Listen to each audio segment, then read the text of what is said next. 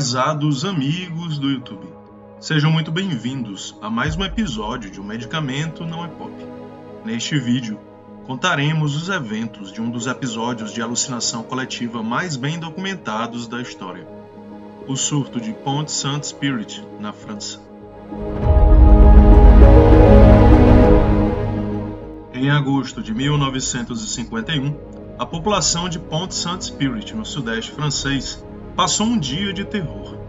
Um tumulto generalizado ocorreu nas estreitas e tortuosas ruas da pequena cidade medieval.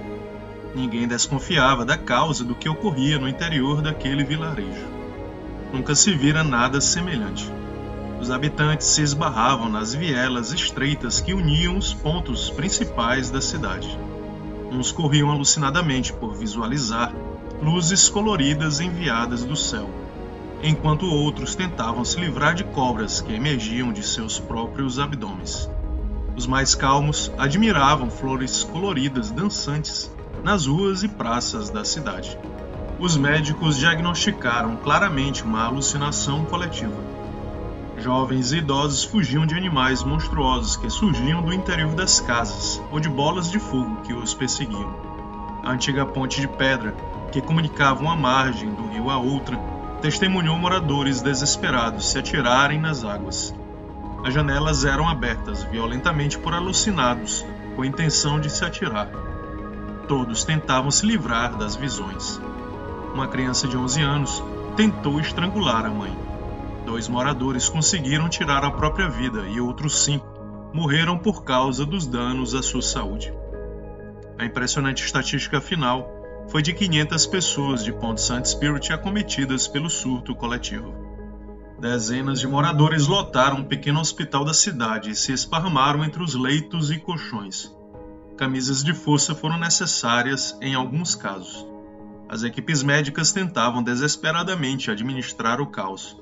A cena era assustadora. Pacientes amarrados ou sedados no leito. As enfermeiras rotineiramente saíam em disparada em resposta aos súbitos gritos de pacientes que rompiam o silêncio da enfermaria. O estoque de sedativos se reduzia. Nos dias subsequentes, as manchetes dos jornais das grandes cidades estampavam os fatos misteriosos da vila medieval e, posteriormente, elas cruzaram o Atlântico. Rapidamente, uma comissão de investigação foi criada às pressas para esclarecer o ocorrido. A origem do caos em Pont-Saint-Spirit foi imediatamente direcionada para o interior de uma pequena padaria. O padeiro foi incriminado porque utilizou na produção do pão farinha de centeio contaminada pelo fungo ergot. A cidade teria consumido o pão contaminado pela toxina produzida pelo micro-organismo. Essa toxina tem efeitos análogos ao LSD. Outra possibilidade aventada foi a contaminação pelo mercúrio empregada como fungicida em plantações locais.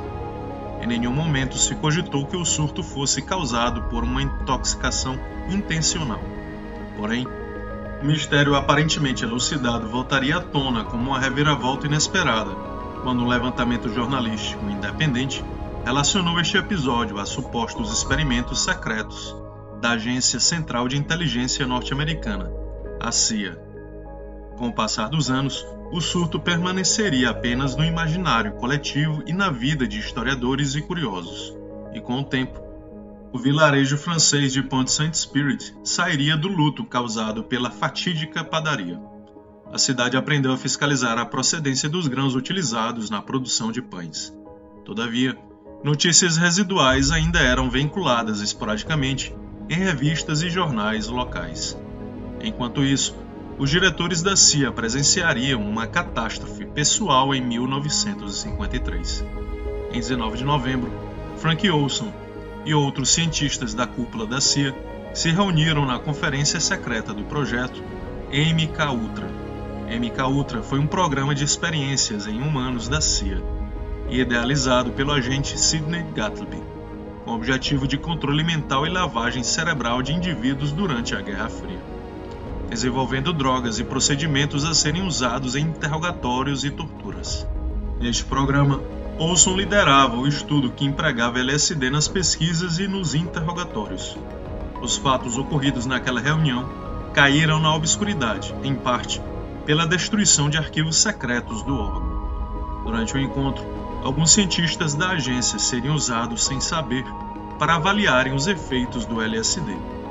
Olson foi um deles. Brindou e ingeriu sua taça de controle sem saber que haviam colocado 70 microgramas de LSD.